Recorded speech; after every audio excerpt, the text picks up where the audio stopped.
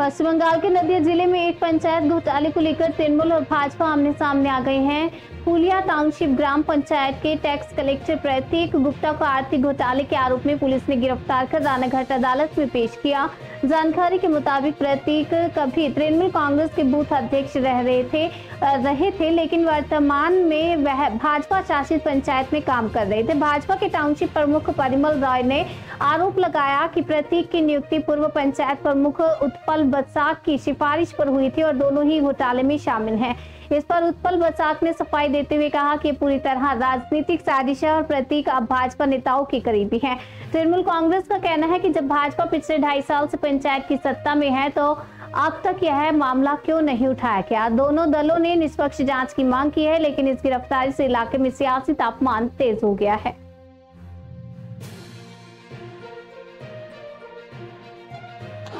সারা ফুলিয়া গ্রামবাসী তথা শান্তিপুর ব্লক জেনেছে যে ফুলিয়া টাউনশিপের যে ট্যাক্স কালেক্টর প্রতীক গুপ্ত সে দীর্ঘ 7 বছর ধরে পঞ্চায়েতের কর এবং ট্যাক্স জনগণের যে টাকা সে টাকা চুরি করছে।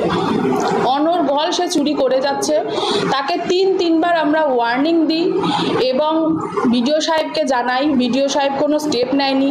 তিনি বলেছিলেন পাউ সাহেবকে পঞ্চায়েতে পাঠাবেন, তিনি তাও পাঠায়নি। কালকে আমরা আর কোনো ক্ষমা না করে তাকে পুলিশের হাতে তুলে দিই। সে এখন পুলিশের হেফাজতে রয়েছে। আমাদের ফুলিয়া টাউনশিপের সমস্ত গ্রামবাসীর কাছে অনুরোধ, এই ট্যাক্স কালেক্টর 2018 সালে তৃণমূলের বোর্ড যখন গঠন হয় তখন সে এই পঞ্চায়েতে ট্যাক্স আদায়কারী হিসেবে নিয়োগ হয়। তখন থেকে আজ পর্যন্ত, আজ 11ই জুন, আজ পর্যন্ত সরকারি এবং জনগণের যে টাকা সে টাকা চুরি করেছে।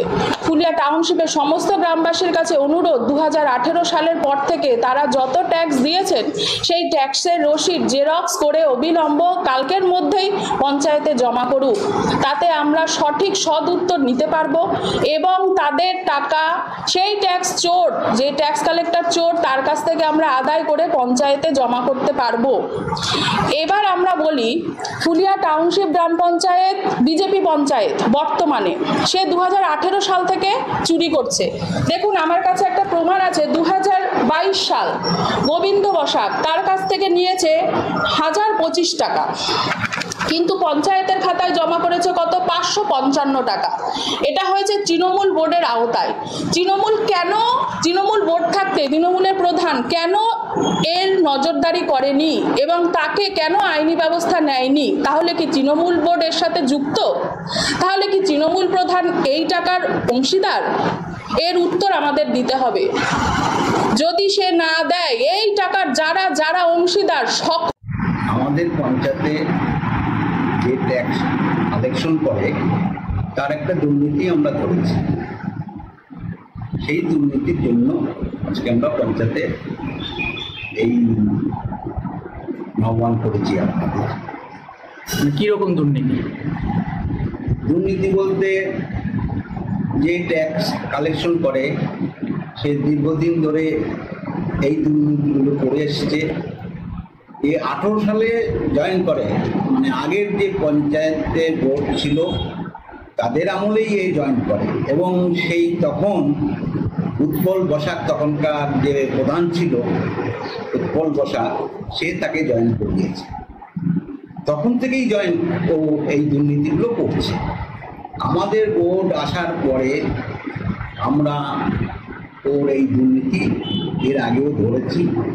ধরার পরে ওকে সতর্ক করেছি, বিডিওকে জানিয়েছি, তবুও সতর্ক হয় না হওয়ার দরুন কালকে আমরা ওকে ধরেছি। ধরে অভিযোগ উঠছে বর্তমান টাউনশিপে যারা বোর্ডে রয়েছে তারা অভিযোগ তুলছেন যে এখন যে ট্যাক্স কালেক্টর তিনি আপনার হাত ধরে কাজে যোগদান করেছিলেন এবং তিনি তৎকালীন সময় থেকে সাধারণ মানুষের টাকা আত্মসাৎ করতেন এবং ওই যে টাকা আত্মসাৎ করতেন আপনাদের আমলে ধরেননি, কারণ আপনি এর সঙ্গে যুক্ত ছিলেন এবং আপনার এই দুর্নীতিতে যুক্ত।